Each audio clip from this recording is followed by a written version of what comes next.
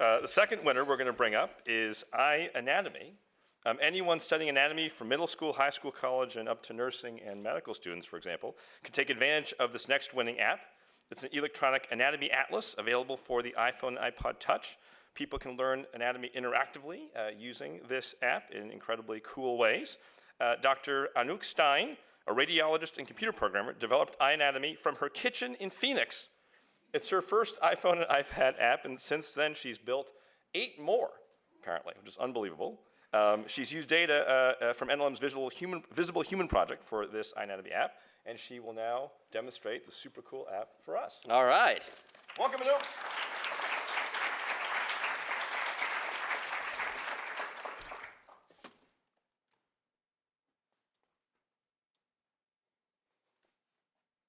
Hi, my name is Anouk Stein. I'm a radiologist and computer programmer. Thank you to the National Library of Medicine and to our esteemed speakers. Imagine you're a busy med student, nurse, or physical therapist. You don't have a lot of time, but you do have many microsegments of time throughout the day, maybe 2-3 minutes at a time. I'm going to show you how to use those microsegments to achieve some real learning. iAnatomy is a portable, cross-sectional, interactive anatomy atlas. You touch a structure and the app displays its name. I designed and programmed this app by myself. The face and neck images and the pelvic images are from data from the National Library of Medicine's Visible Human project, and you can see their icon on the front menu. The Visible Human project created cryosection, CT, and MR images of representative male and female cadavers. Let me give you a demonstration. On the first menu, you see a selection of body sections from the face and neck to the pelvis. So we're going to pick the face and neck. So you touch a structure, and the app tells you its name. So if we touch number 3, it tells us that's the medial rectus muscle. So we see here, these are the eyes, the nose. So this is the front, the back, patient right, and patient left. And we're looking at the patient as if we're standing at their feet, looking up to their head. So again, it's patient right, patient left. Along the bottom are 4 tabs: muscle, bone, organs, and blood.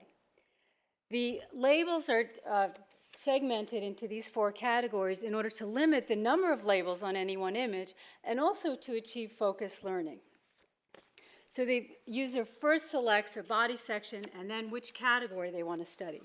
So if we look at the bone, we can see here's the medial orbital wall, the lateral orbital wall, here's the nasal bone.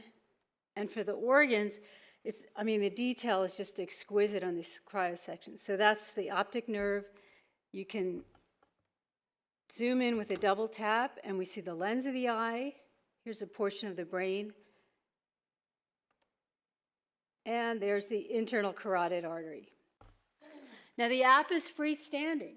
After the initial download, no further internet connection is required. And this makes it perfect for use in hospitals where connectivity can be a problem, and for learning on public transportation when your other apps may become useless. Now, the app is designed to be minimal and simple. Most users are only going to use an app for less than 2 minutes. So the information given needs to be manageable and able to be digested within that time.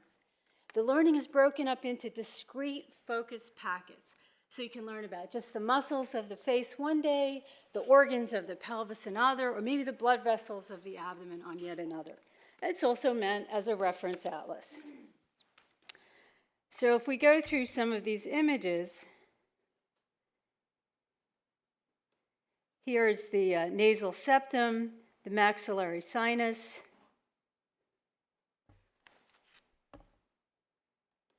Here we can see the hard palate. This is the parotid gland. That's what gets big when you have the mumps.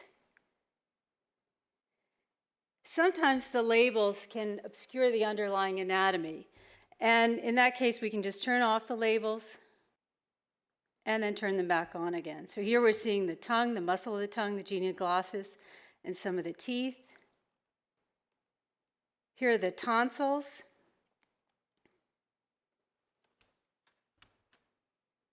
This is the spinal cord. And this is neat. Here's the anterior facial vein going right into the internal jugular vein. Here's the external jugular vein. And then between them, the sternocleidomastoid muscle, that is a muscle that runs along your neck. Here's the trapezius, that goes down to your back. So we come down, this is the epiglottis, that covers your trachea when you're swallowing, the submandibular glands. And then here we can see, this is neat too, the confluence of the internal and external jugular vein. These are the vocal cords, and then finally, we have the thyroid glands surrounding the trachea. So if we go to the first menu again, we see we have a choice of Latin. This is going to show the Latin terminology for the structures, and this is useful for international users. This box icon will show the touch box around the numbers to give you an idea of the touch area for the structure displayed. Some users asked to flip the images. This will show the mirror image, but we don't use that medically. So let's look at the Latin option and the box option with the female pelvis. And again, these are from the Visible Human Project. So we're seeing the touch box around the number, and if we touch it, it gives us the Latin name for the structure. And again, we have anterior, posterior, actually front, back, patient right, patient left, and we're seeing part of the arm here and the hand. And as we come down, we're seeing the portion of the cecum and the small bowel. Here's the Latin name for the iliac wing.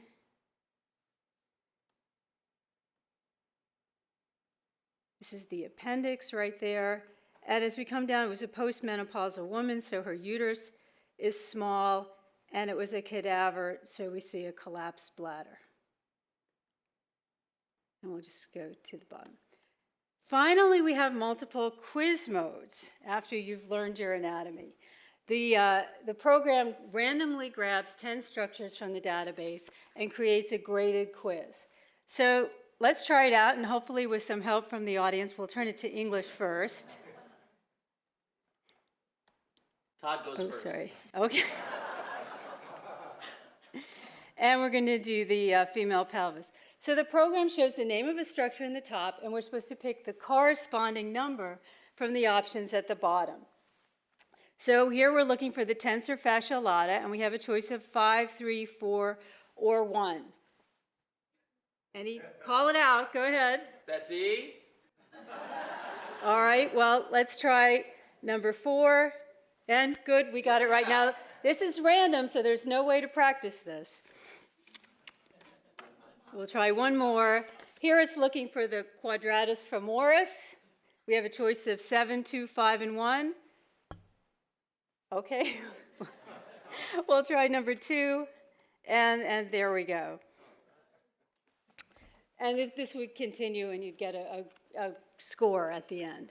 So now I've shown you the features of iAnatomy. Specifically, we've looked at the face and neck and the female pelvis. I'll leave you to look at the thorax, abdomen, and male pelvis on your own.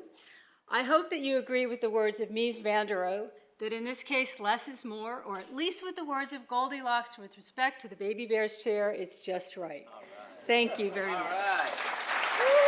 Wow, cool.